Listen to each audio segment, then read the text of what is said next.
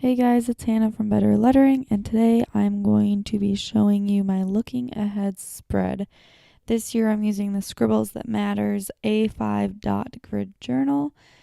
This is a journal that I've used in the past, and I'm coming back to it because I just like it so much.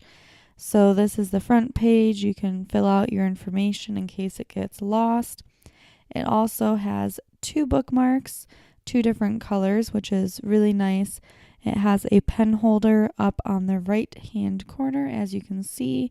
And then it also has an index and a key already built in.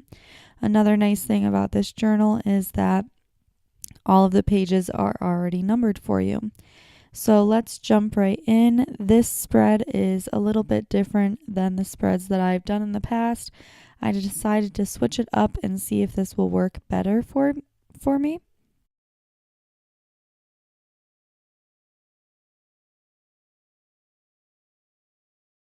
So typically I would have done a vertical spread, but this year I'm trying a horizontal spread for my looking ahead. I'm not sure if it'll give me more space or not.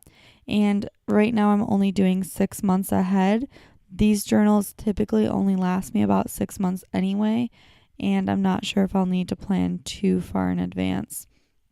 So I'm doing the same amount of space for 3 sections in the journal. And then I will be writing the month out on the side, just in a little square. And then next to that, on the right hand side of the calendar, is where I will write in all of the important dates. Now, this spread will not include any birthdays or holidays. That is going to be a separate spread for me. This is just like doctor's appointments, parties, church events, anything like that we have going on that I need to remember for the future. And then when I do my monthly spread or my weekly spread, however you want to say it, but when I set up for the month of January, I will have another calendar there, and then I will have the events underneath that, as well as any birthdays or holidays going on in that month, so that I don't have to flip back through here. It's a little bit redundant, but it's what works for me. Right now I'm using the Muji pen. Not sure if I'm pronouncing that correctly, but it's MUJI. This is my first time using this pen. I really like how it writes, but I did not realize that it would smear if I was trying to erase underneath it. So I decided to switch back to my Tombow Mono pen, which I really like. They're actually more like markers. They don't smear at all, and they write really nicely. There's also 3 different sizes.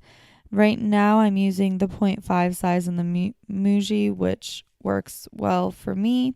I also have the 0.38 size as well. When I use the Tombow pens, I typically like the 03 size. If I want a little bit smaller, I'll go with the 01. The 05 is a little bit too big for me. So I think that's all I really have to say about this spread. It's really simple, but this is one of the most important spreads in my journal for me. It's one I look back to often to keep me organized, and so I don't forget anything that's coming up. So I'll put some music on for you guys, and you can just chill out and watch me finish up.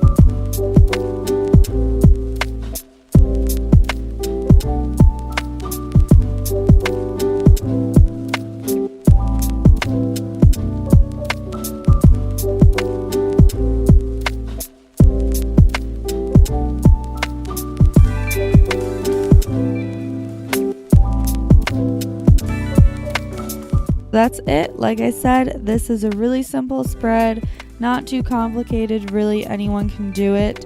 You can also add stickers to it if you want. You can take more time on it, but I'm really trying to simplify my bullet journal this year, and that is why I purchased the Happy Planner stickers, to still spice up my bullet journal but not spend as much time on it. Thanks for watching. If you like this video, hit subscribe, tell your friends about it, and comment below your favorite pens for bullet journaling. Thanks for watching again. Love you guys.